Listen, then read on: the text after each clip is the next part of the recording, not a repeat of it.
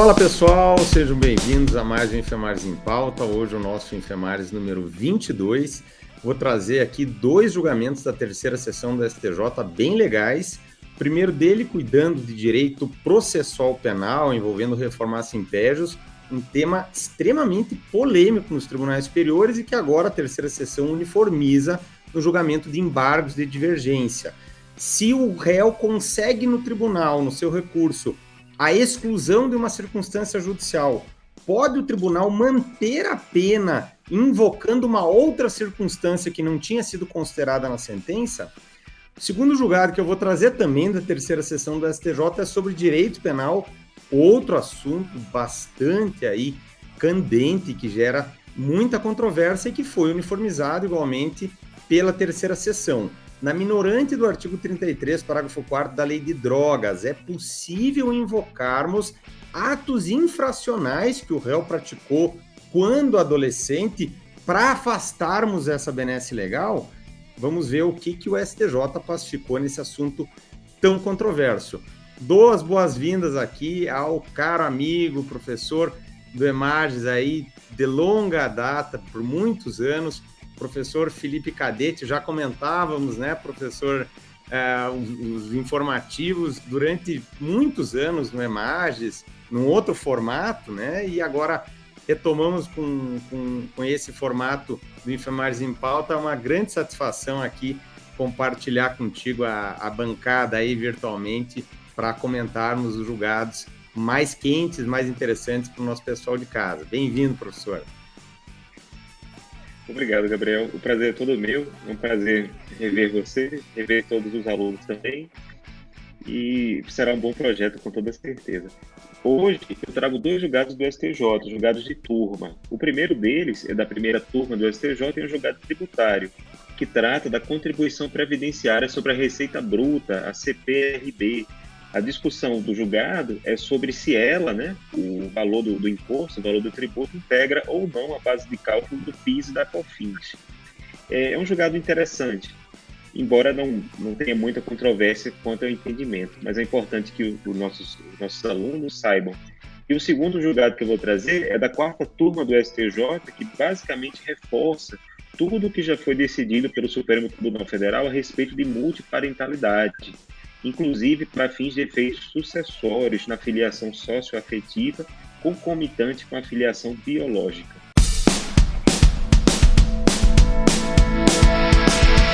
Então vamos lá, pessoal. O primeiro julgado, como eu havia adiantado, de direito processual penal, cuidando da reformatio impégios, um tema que sempre foi muito polêmico nos tribunais superiores.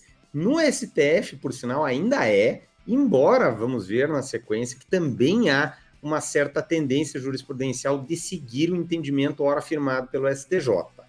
O STJ tinha uma divergência entre a sexta e a quinta turmas, as duas turmas, como nós sabemos, que julgam direito criminal. Diante da divergência, couberam embargos de divergência para que a terceira sessão uniformizasse o entendimento. E o que entendia a quinta turma e a sexta turmas? Para a quinta turma, a análise em torno da reformatio impégios era uma análise meramente quantitativa. Eu vou exemplificar para ficar bem claro para vocês. Imaginem um réu que foi condenado a uma pena de 6 anos de reclusão, recorrendo, questionando o fato de o juiz singular ter considerado uma circunstância judicial negativa. Por exemplo, a culpabilidade. O juiz, de primeira instância, considerou que, como ele era funcionário público, o crime de corrupção passiva trazia uma reprovabilidade maior. A gente sabe, isso acontece muito, né? Algo que já é insto ao tipo penal e que não pode ser considerado de maneira negativa em relação ao acusado. Ele recorre e o tribunal reconhece que, efetivamente, não se poderia considerar negativa essa circunstância judicial na primeira fase, no artigo 59 do Código Penal. E, apesar disso, diz o tribunal que há outras circunstâncias do caso que justificam aquela mesma pena e não mexe na quantidade da pena. Consequentemente, ele reconhece que a circunstância judicial não podia ter sido negativa, mas, por exemplo, diz que também poderia ser considerado as circunstâncias do crime, tais circunstâncias do crime, para exasperar a pena base na primeira fase, mantendo-a inalterada, portanto. Quinta turma admitia, sexta turma não. Sexta turma dizia, se no recurso da defesa o tribunal entende, reconhece que efetivamente uma circunstância judicial negativa não poderia ter sido reconhecida como tal, obrigatoriamente tem que haver uma redução da pena. Do contrário, por via oblíqua, se estaria piorando a situação do réu, porque se afasta uma circunstância judicial negativa, mas a bem da verdade, para manter a mesma pena, claro que ninguém cogita de aumentar a pena no recurso da defesa, né? Mas para manter a mesma pena, se invoca obliquamente uma outra circunstância que a sentença não tinha considerado. A terceira sessão do STJ seguiu o caminho da sexta turma, prestigiou a jurisprudência da sexta turma, entendendo que, efetivamente, se o tribunal venha reconhecer que uma circunstância judicial negativa não poderia, reconhecida na sentença, não poderia ter sido reconhecida como tal, ele obrigatoriamente tem que diminuir a pena. E, consequentemente, a reformácio impérios, que nós sabemos que no processo penal tem assento no artigo 617, e era a interpretação dele que estava em jogo, né? Deve ser examinada não somente no aspecto quantitativo. Não basta dizer que a pena não foi aumentada, então não há reformácio impérios. Ela tem que ser analisada também sob um prisma qualitativo. Então, mesmo que a pena não tenha sido aumentada, o só fato de o tribunal ter mantido a pena, reconhecendo no recurso da defesa que a circunstância negativa não poderia ter sido considerada como tal pelo juiz singular, necessariamente deve levar a uma redução da pena. Do contrário, haveria obliquamente uma reformácio impégios, ainda que no final, na operação, né, e na quantidade da pena, ela tenha permanecido intacta. No Supremo, o tema ainda é polêmico, nós encontramos julgamentos da primeira turma que vão na linha do entendimento da quinta turma do STJ, que foi superado, né, na terceira sessão, mas também encontramos, é bem controverso, julgamentos da própria primeira turma e da segunda turma que perfilham a orientação que acabou por sendo adotada pela terceira sessão do STJ. Então, vemos uma tendência, embora no STF ainda polêmico, de que lá acabe prevalecendo também o entendimento que a terceira sessão do STJ adotou, embora por hora a gente não possa afirmar no STF uma posição dominante, porque a gente ainda vê uma oscilação, julgamento de turma no STF acaba tendo muita oscilação quando levarem para o plenário, que a gente vai ver efetivamente essa consolidação. Então, um tema bem legal envolvendo direito processual penal, uniformização da jurisprudência do STJ e que a gente deve ver aí nas próximas provas. Professor Felipe. Perfeito, Gabriel. Excelente. Beleza. Vamos para... Tu tens um julgado agora de tributário, né? Um tema bem interessante, sobretudo, né, para as carreiras federais. Sem dúvida. As carreiras que realmente têm como tributário, né, um ponto-chave, né, as carreiras procuradorias em geral, né, magistratura federal, dentre outras, realmente é bastante importante. O julgado em si, ele é bastante simples. Ele é o RESP 1.945.068 do Rio Grande do Sul. Foi julgado pela primeira turma do STJ, e o relator, no caso, é um desembargador convocado do TRF da 5ª Região, Manuel Herardet, que, por coincidência, foi um professor na época da faculdade. Enfim, uma mente brilhante. O caso, Gabriel, para que o pessoal de casa entenda um pouco, versa sobre a contribuição previdenciária sobre a receita bruta. Só uma breve chamada, né? Convém que o pessoal se atente que nós não estamos aqui diante do tema 69 da repercussão geral do Supremo, que excluiu o ICMS da base de cálculo do PIS e da COFINS. Nós também não estamos diante do tema 1048 da repercussão geral do STF, que diz textualmente que o ICMS se inclui nessa contribuição que nós estamos falando agora, que o ICMS integra a base de cálculo dessa contribuição previdenciária sobre a receita bruta. Não é. O que nós estamos aí diante é um outro caso, é para saber se essa contribuição previdenciária sobre a receita bruta, se ela integra ou não a base de cálculo do PIS e da COFINS. Então, o tributo que estava sendo questionado, na verdade, era o PIS e a COFINS. E a discussão era para saber se essa contribuição, se o valor desse tributo integrava ou não a base de cálculo, né? O Supremo até teve até enfrentou a matéria, isso está aqui na notícia, mas ele entendeu que a questão era infraconstitucional e realmente remeteu para o STJ. Então, ele não reconheceu a repercussão geral dessa questão. O que é que acontece, né? Para fazer um breve apanhado, né? Para que o pessoal de casa, principalmente aqueles que não são muito versados em tributário, entendam do que nós estamos falando, né? As contribuições previdenciárias para a Seguridade Social, elas estão previstas no artigo 195 da Constituição. E o que é que acontece? Acontece que no inciso 1º da Constituição, nós temos algumas competências, né, instituídas pelo legislador constitucional para que você possa, né, ter uma base econômica, uma materialidade para instituir essas contribuições, esse tributo. E um deles, que consta no inciso 1º, alinhado ao artigo 195 da Constituição, é a contribuição patronal, ou aquela contribuição que incide sobre a folha de salários e equiparados, né? Ou seja, toda vez que a empresa paga alguma remuneração ou paga alguma contraprestação para uma pessoa física, isso constitui fato gerador dessa contribuição. Qual é o problema dela, né? Muito em termos de política tributária, né? Em termos econômicos. É muito comum você ouvir, né, de quem é empregador, de quem é empreendedor, para dizer que um empregado no Brasil custa muito caro, né? Na verdade, uma empresa paga 2 vezes o próprio salário de um empregado. Uma vez para ele, para o próprio empregado, e outro salário é pago através de tributos, né, exações para a burocracia estatal. E uma das principais exações é exatamente essa, né? Essa contribuição patronal sobre a folha. Tentando solucionar isso, o legislador constituinte, ele incluiu um parágrafo 9º, na época da Emenda Constitucional 47, e também na época da Emenda Constitucional número 20, em que havia a previsão de você substituir essa contribuição sobre a folha para uma contribuição sobre a receita. Você teria uma contribuição substitutiva. Isso constava também no parágrafo 13 do artigo 195 da Constituição.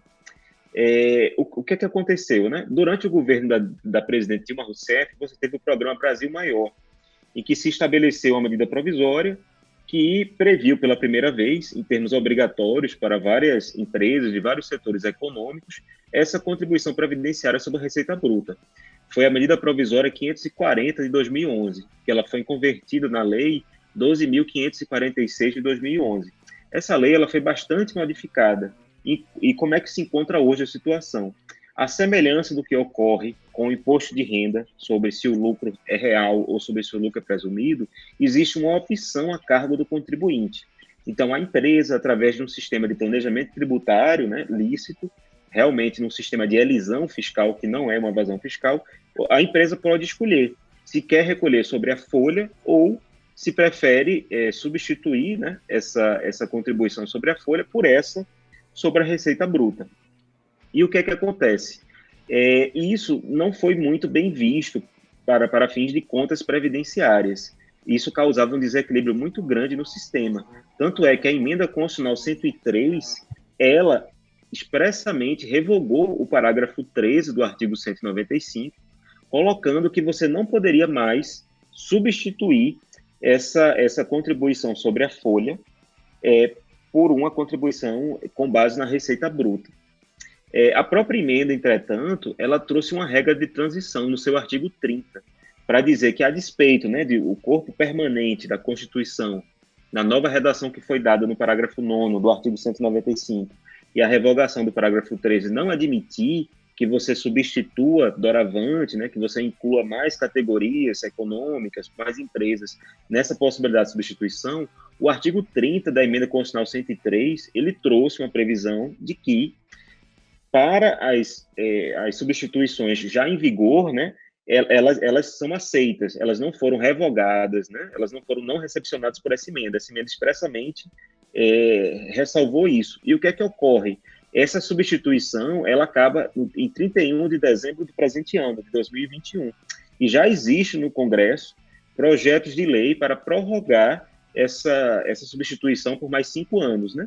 Com certeza nós vamos ter discussão para saber se essa prorrogação se adequa ou não, né, a essa regra de transição da emenda, mas é algo assim interessante. E muito provavelmente o Congresso Nacional vai prorrogar essa possibilidade de substituição.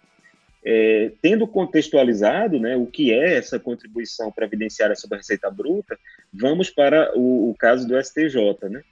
O caso do STJ acontece o seguinte: hoje, o legislador, a despeito de não conceituar muito bem o que era receita, o que era faturamento, hoje nós temos sim uma definição legal do que vem a ser receita bruta.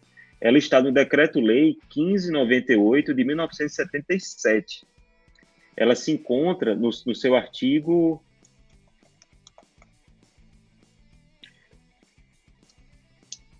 No seu artigo 12, caput, é definido o que é receita bruta, e o artigo 12, parágrafo 1º, existe um conceito, um outro instituto do que seria receita líquida. E o que é que acontece? Se o aluno, né, for ver esse artigo 12, caput, desse Decreto-Lei 1598/77, vai perceber a definição legal do que é receita bruta, né? E, assim, em termos contábeis, o que vem a ser receita? Receita é tudo aquilo que provém, né, da venda de bens, serviços e de quaisquer outras causas que consta numa demonstração de resultados de exercício de uma empresa, que é uma demonstração financeira, uma demonstração contábil, que é feita geralmente trimestralmente ou anualmente por todas as empresas, principalmente as maiores, né, aquelas sociedades anônimas, SAs. E ela pode, além de ter essa entrada, né, do produto da venda de bens e serviços, ela pode ter outras origens, como, por exemplo, juros, né, uma reavaliação de algum ativo, algum lucro que você tem através de algum hedge cambial, de alguma operação financeira, ou então até existe o inverso de uma reavaliação, chama-se impairment, que é quando algum ativo, né, que a empresa carrega em seu balanço perde valor econômico. Mas quando esse impairment ele é revertido, isso também é considerado como receita. Então, assim, o conceito de receita ele é um pouco mais largo do que faturamento, mas o que interessa aqui é o que o STJ fez. O caput do artigo 12 desse decreto-lei que eu citei, ele define receita bruta, e ele não exclui da receita bruta os tributos que são incidentes sobre a receita. Já o parágrafo 1º, quando ele vai tratar da receita líquida, ele expressamente exclui do seu conceito os tributos que são incidentes sobre a receita. E no caso, como a legislação que instituiu essa contribuição previdenciária sobre a receita bruta, né, como o próprio nome já diz, indica lá que a base de cálculo é a receita bruta, então aqueles tributos que incidem sobre a receita compõem a base de cálculo. Então, sintetizando, né? PIS, COFINS, qual é a base de cálculo no regime não cumulativo? A receita bruta. E indo para esse decreto-lei, se tem lá literalmente que essa receita bruta inclui, por uma interpretação a contrário do senso com o parágrafo 1º, os tributos que incidem sobre a receita. Então, como essa contribuição previdenciária substitutiva da folha de salários incide sobre a receita, ela integra, sim, a base de cálculo do PIS e da COFINS. O STJ, ele não se estendeu, não se aprofundou sobre quaisquer argumentos constitucionais, e ele fez uma aplicação simples, realmente no âmbito da legalidade, né, da incidência tributária de uma interpretação estrita. Estender, né, uma isenção a um benefício fiscal sem lei, isso é vedado, né? A nossa Constituição proíbe isso no artigo 150, parágrafo 6º. Todo benefício fiscal, isenção ou redução de base de cálculos, etc., tem que vir em lei específica. E a lei específica do tributo não previa essa benesse tributária. Então, o julgado do STJ é bastante simples, embora seja importante, né, que o pessoal de casa saiba maiores detalhes sobre essa contribuição previdenciária sobre a receita bruta. Muito legal, Felipe. E essa contextualização, né, do que é essa contribuição, de onde que ela surgiu, é extremamente didática aí para o nosso pessoal de casa. Eu lembrei do concurso do TRF3, né, Felipe, que vai ocorrer agora no início de 2022, que a gente sabe que é uma prova que cobra bem pesado o direito tributário, né? Então, um julgamento bem interessante, esse teu apanhado, né, conceitual, perfeito. E eu lembro aqui também, né, para o pessoal do PIS e a COFINS incidiam só sobre o faturamento antes da emenda 20, né, que ampliou o horizonte e que permite sobre receita ou faturamento. E daí vem, né, agora como pode incidir sobre a receita, a contribuição previdenciária sobre a receita bruta acaba incidindo sobre a receita bruta, como o Felipe bem explicou, e consequentemente também é considerado na soma, né, que vai ser levada em conta para a definição da base de cálculo do PIS e da COFINS. Fosse antes da emenda 20, né, Felipe, não se admitiria, porque o conceito de faturamento é mais estrito do que o de receita. O de receita é mais amplo, então, julgado bem legal também para a gente relembrar esses conceitos aí para o pessoal de casa.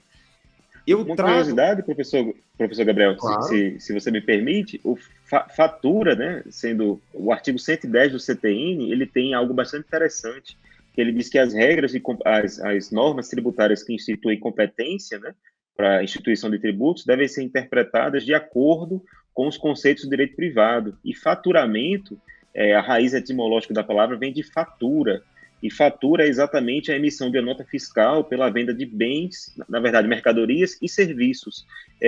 Quando a gente estuda, né, no direito cambial, é aquilo que embasa a emissão de uma duplicata. Então, faturamento seria aquilo, né, da venda de mercadorias, que você tem a incidência de ICMS como regra, ou serviços, né, que você tem a incidência de ISS como regra. Algumas receitas financeiras ficavam de fora, né? Como você mesmo disse, receita é maior, por exemplo, juros, aquele exemplo que eu dei, né, de reversão de impairment, reavaliação de ativos, rede cambial, até receitas de aluguéis, né, se a empresa tiver algum imóvel, tudo isso não é faturamento, mas é receita. Então, receita é algo realmente maior. A gente pode dizer que faturamento está contido na receita e não o contrário. Perfeito, perfeito. Eu lembrei também dos investimentos das empresas, né, Felipe, que acabam faturando pesado, entra como receita, né? Mas não entra como faturamento. Perfeito. Perfeito.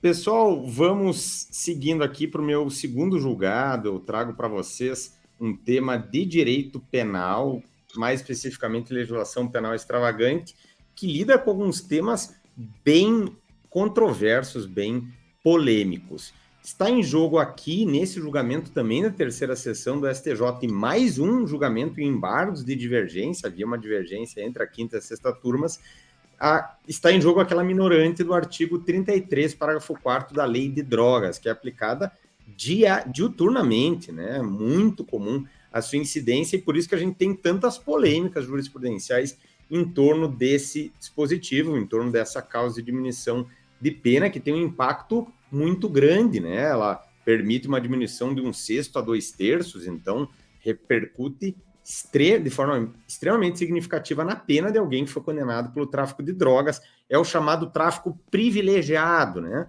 Que é um nome que não é técnico, porque, bem na verdade, não é uma privilegiadora, não diminui a pena máxima e mínima, simplesmente é uma causa de diminuição de pena, ainda que tenha um impacto prático muito relevante nessa dosagem.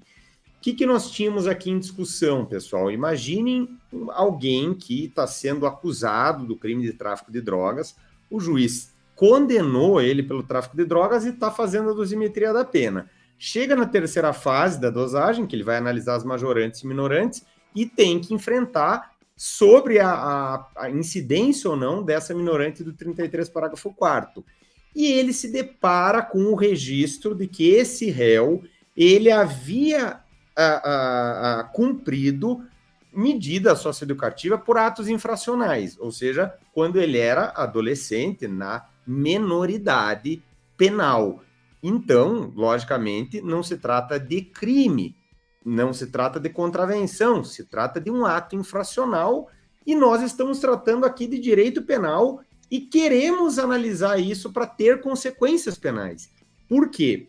Essa minorante, como nós sabemos, ela tem alguns requisitos cumulativos. Para que o réu faça jus a essa diminuição de pena de 1/6 a 2/3, ele tem que ser primário, ele tem que ter bons antecedentes, ele não pode se dedicar a atividades criminosas e nem pode integrar a organização criminosa.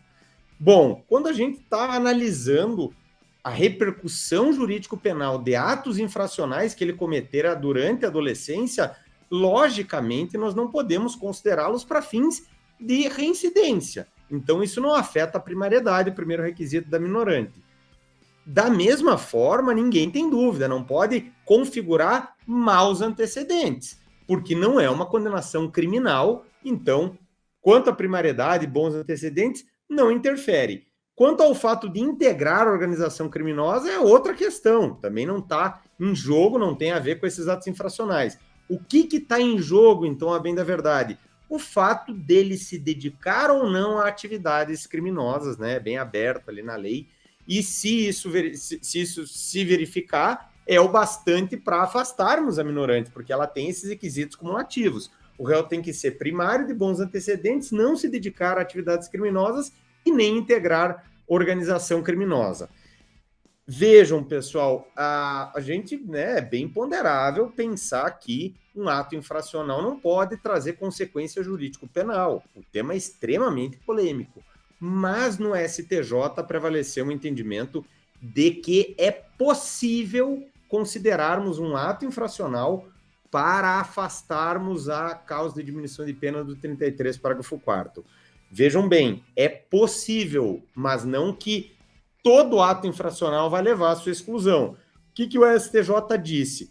Temos que analisar no caso concreto. Vou colocar o exemplo, o caso, né, um caso comum que acontece nessas situações. O réu que está sendo condenado pelo tráfico, ele, enquanto adolescente, acabou cumprindo ali uma medida socioeducativa por ter praticado um ato análogo ao crime de roubo, ou ao crime de latrocínio, ou mesmo ao crime de tráfico de drogas, que ele já se dedicava enquanto adolescente, embora, né, como ato infracional. Vejam, são atos infracionais graves, análogos a crimes e crimes graves. O STJ disse, não é qualquer ato infracional, tem que ser um ato infracional grave. E mais, não pode ser muito distante do fato que está sendo considerado pela justiça criminal, que está levando a condenação pelo tráfico. Então, imaginem, ele cometeu um latrocínio quando ele tinha 16 anos, cumpriu a medida socioeducativa. Quando ele tem 19 anos, ele comete o crime de tráfico de drogas, o juiz está condenando ele, e chegamos a essa minorante. O juiz pode afastar? Pode, porque o ato infracional foi grave, né, um ato análogo ao crime de latrocínio, e é temporalmente próximo. Nesse requisito temporal, o STJ não colocou um patamar objetivo. Ele deixou para o juiz analisar no caso concreto. E aí, num exemplo como esse, a gente vê uma proximidade. Agora, imagine o cara que está sendo condenado pelo tráfico com 35 anos de idade e estão querendo considerar um ato infracional de quando ele tinha 16 anos. Aí, evidentemente, há um espaço temporal muito largo e não poderíamos considerar. Então, é um julgado bem interessante que, né, traz uma controvérsia gigantesca, a repercussão, né, de algo da minoridade para fins de consequência jurídico-penal, mas que o STJ seguiu, entre aspas, né, uma linha mais dura, uma linha que permite considerar atos infracionais para afastar essa minorante do 33, parágrafo 4º. Desculpa, acho que está com um barulhinho do fundo aqui, mas acho que estão cortando uma grama ali perto, não sei se está dando para escutar. Mas então, acho que já vai passar. Mas, de todo modo, pessoal, o STJ entendeu que é possível. Não, no entanto, qualquer ato infracional tem que ser um ato infracional grave e tem que ser um ato infracional que não dista temporalmente muito da condenação pelo tráfico de drogas, em que nós estamos discutindo a incidência ou não dessa minorante do 33, parágrafo 4º. Então, um julgamento aqui de direito penal bem importante para carreiras federais, carreiras estaduais, magistratura, Ministério Público, Defensoria Pública. Então, fiquemos atentos aí a esse desfecho. É um julgado bem interessante, professor Gabriel, embora ele não seja um julgado com muitos parâmetros objetivos, né? você tem muitos conceitos e critérios indeterminados, né? Eu acho que quando o agente for maior de 18 e menor de 21, eu acho que se aplicaria facilmente, né? Além disso, eu já tenho alguma dificuldade de ver com alguma segurança qual seria essa distância temporal, né? Do ato infracional para o Exatamente. momento do crime. Mas é Isso. bem O interessante, STJ, obrigado. uma hora, ele vai se pegar com esses casos concretos, ele vai ter que dizer, né? Quando tiver numa fronteira meio nebulosa, não for esses casos mais extremos, ele vai ter que dizer se para ele aquilo é uma distância temporal razoável ou não. Mas exatamente ficou isso aí em aberto, né, Felipe? Deixa para análise no caso concreto. Felipe, temos aí para fechar um caso de direito civil bem interessante também, né? É um caso da quarta turma, professor Gabriel. Foi o RESP 1.487.596, Minas Gerais. O julgado em si, ele não é nem tão polêmico. Ele basicamente ratifica o que já foi decidido pelo Supremo. Vamos nesse aqui para o caso concreto, depois vamos tecer algumas considerações gerais. Qual foi o caso concreto? É um caso antigo. O julgamento em primeiro grau foi feito ainda sobre a égide do CPC antigo, do CPC de 73. E o que acontecia? Nós tínhamos um enteado que buscava ser sucessor, ser herdeiro de um padrasto, em que ele alegava que tinha laços, né, muito fortes de socioafetividade. A despeito dele não ser o filho biológico, né, desse padrasto, ele foi criado como se filho fosse. E ele buscava, dessa maneira, o reconhecimento da multiparentalidade, né, ou multipaternidade, e, como tal, os efeitos sucessórios. O que é que sucedeu no caso? O juiz, à época, que eu reitero, era um caso bastante antigo, nós não tínhamos ainda o julgamento do Supremo, ele entendeu que o pedido que havia sido formulado era impossível, porque o enteado, né, ele já tinha pais biológicos e o que ele estava querendo era agregar uma filiação socioafetiva. E o juiz, à época, ele aplicou a jurisprudência que até então era dominante no STJ para dizer que não era possível você ter esses vínculos concomitantes.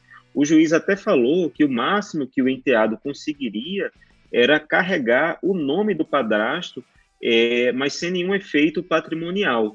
É uma disposição antiga que consta já na Lei 6015, no parágrafo 8º do artigo 57, que diz que, havendo fortes motivos ponderáveis, né, laços de afeição, seria possível que o enteado colocasse o nome, o sobrenome, no caso do seu padrasto. Mas isso, essa disposição que consta lá na Lei de Registros Públicos, que é a Lei 6015, no artigo 57, parágrafo 8º, ela não geraria de per si efeitos patrimoniais. Aí, no caso, o juiz de primeiro grau entendeu que o pedido seria impossível, né, e extinguiu o processo sem julgamento de mérito. Mas o que aconteceu? Né? O enteado recorreu, né, e enquanto o processo tramitava nas instâncias recursais, nós tivemos aquele julgamento famoso do Supremo Tribunal Federal no informativo 840. O julgado, se não me falha a memória, ocorreu, acho que nos idos de 2016, e acho que foi publicado, foi divulgado logo no início de 2017. O STF, ele realmente revolucionou a matéria, né? Ele entendeu que é sim possível você ter uma filiação socioafetiva concomitante com a filiação biológica. Mas de que forma? De uma forma em que seria juridicamente possível que uma pessoa tivesse 4 troncos familiares. Só para reiterar, né, em regra, toda pessoa, juridicamente, tem pelo menos 2 troncos familiares, ou grupos familiares, o do seu pai e de sua mãe. Em alguns casos, né, em que a pessoa não, no registro de nascimento não consta o pai, né, embora juridicamente exista, né, esse pai e seja possível você ter uma ação de reconhecimento de paternidade, juridicamente, pela certidão de nascimento, só haveria um tronco familiar. Um outro exemplo seria a adoção monoparental, em que a doutrina também colocava naqueles casos em que você realmente só tem um tronco familiar, ou um grupo familiar. Mas o que o STF colocou nesse julgado, que foi o RE 898-060 de Santa Catarina, é que seria possível você ter pais biológicos e pais socioafetivos ao mesmo tempo. E nesse caso, nós teríamos 4 troncos, né, ou 4 grupos familiares concomitantes ao mesmo tempo. E para deixar claro, embora eu tenha tecnicamente usado a palavra pai e mãe, né? Esse julgado, ele nada obsta, ou ele nada conflita com a possibilidade de paternidade, né? Homoafetiva ou heteroafetiva. Você pode, esse julgado, ele nada influi com o fato de você ter dois genitores, né? Ou duas genitoras, ou um genitor e uma genitora. Ele não versa sobre isso. E que juridicamente é amplamente possível hoje, né? Você ter realmente uma filiação de duas pessoas do mesmo sexo, como ascendente de um indivíduo. Isso não há nenhum problema. O que o STF colocou e o STJ reitera é que essa multipaternidade ou pluriparentalidade, ela tem efeitos, né? E um dos efeitos dele é a multi-hereditariedade, em que esse único descendente, ele teria 4 ascendentes, e ele seria sucessor desses 4 ascendentes. Sendo uma via de mão dupla, né, existe também um outro efeito, que é a multi-alimentariedade. Então, caso esses ascendentes, né, passem por alguma necessidade econômica, esse descendente tem a obrigação de alimentar, né, de prestar alimentos para seus 4 ascendentes. E o que o STJ colocou aqui no caso concreto foi a aplicação pura e simples do entendimento do Supremo. Então, ele reformou a decisão do primeiro grau para entender que o pedido não era impossível, muito pelo contrário, é amplamente possível. Se o enteado, né, considera o seu padrasto como pai, né, sociológico ou socioafetivo, é plenamente possível que esse enteado concorra em igualdade de condições com os outros herdeiros, né, ou com os outros sucessores, no caso concreto, que eram os filhos biológicos, né. Existem alguns casos algumas arestas, né, dessa decisão do Supremo que não foram ainda enfrentadas, mas que futuramente, com certeza, serão. Eu já adianto elas, as que vêm na minha cabeça, quais seriam, né? Você pode ter consequências no campo tributário para saber se realmente os 4, né, poderiam colocar esse descendente como dependente para fins do imposto de renda, né? A legislação tributária não foi adaptada, né? Você tem essa vedação de ter somente 2 ascendentes. Um outro campo também que vamos ter conflitos, né, no campo previdenciário, porque a legislação previdenciária ela não foi atualizada, né? Então você pode ter essa questão da filiação socioafetiva, né, enquanto dependente previdenciário. Então, na prática, você pode ser dependente de seus pais biológicos e de seus pais socioafetivos, e tem também a questão consumerista, né, na questão de planos de saúde, para ver como, né, esse descendente seria dependente para fins de plano de saúde de seus pais biológicos e de seus pais socioafetivos. E só para terminar, né, só uma curiosidade: antes do Supremo julgar isso, existia uma corrente que defendia que seria possível você ter até 6 troncos familiares, né? Mas não foi essa a posição aceita pelo Supremo. O que o Supremo colocou é que a filiação biológica pode ser concomitante, né? Ela pode coexistir com a filiação socioafetiva. Então, da decisão do Supremo, seria hoje juridicamente possível que o indivíduo tivesse até 4 grupos ou troncos familiares. Muito legal o julgado, professor Felipe, que evoca esse entendimento do Supremo, né, em repercussão geral, de grande importância, e as consequências dele, né, aqui, né, numa discussão sobre hereditariedade, sobre efeitos patrimoniais, sucessórios, e bem legal, nunca tinha pensado nessas repercussões no campo tributário, do direito civil, num seguro, por exemplo, de responsabilidade civil. No direito previdenciário, eu particularmente já julguei caso envolvendo essa situação e eu reconheci efeitos previdenciários, mas é um tema polêmico, como tu colocaste, a legislação não contempla expressamente, né? Inclusive, o caso que eu lembro era de um neto, só que foi criado desde bebê como se filho fosse, e aí a gente sabe que o neto não é dependente na lei para fins previdenciários, mas não era na condição de neto, era na condição de uma filiação socioafetiva e as consequências previdenciárias. Então, um julgamento muito legal e que envolve uma situação extremamente corriqueira, né, Felipe? Nos novos arranjos familiares, né? A gente vê bastante isso, então, tema bem interessante de grande repercussão social. Perfeito, professor Gabriel. Pessoal, então, com isso, nós concluímos o nosso Enfermagens em Pauta de hoje. Foi muito legal, agradeço muito aí a vocês que nos acompanharam pela audiência, vendo esse vídeo, professor Felipe Cadete, foi uma grande satisfação aqui comentar de novo contigo os julgamentos. E, pessoal, não deixem de dar uma lida no material escrito para reforçar bem esses entendimentos, essas decisões para as vindouras provas aí de vocês. E esperamos nos encontrar aqui nos próximos InfoEmargens em Pauta. Um grande abraço. Professor Felipe. A honra foi minha, professor Gabriel. Um grande abraço a todos e força nos estudos.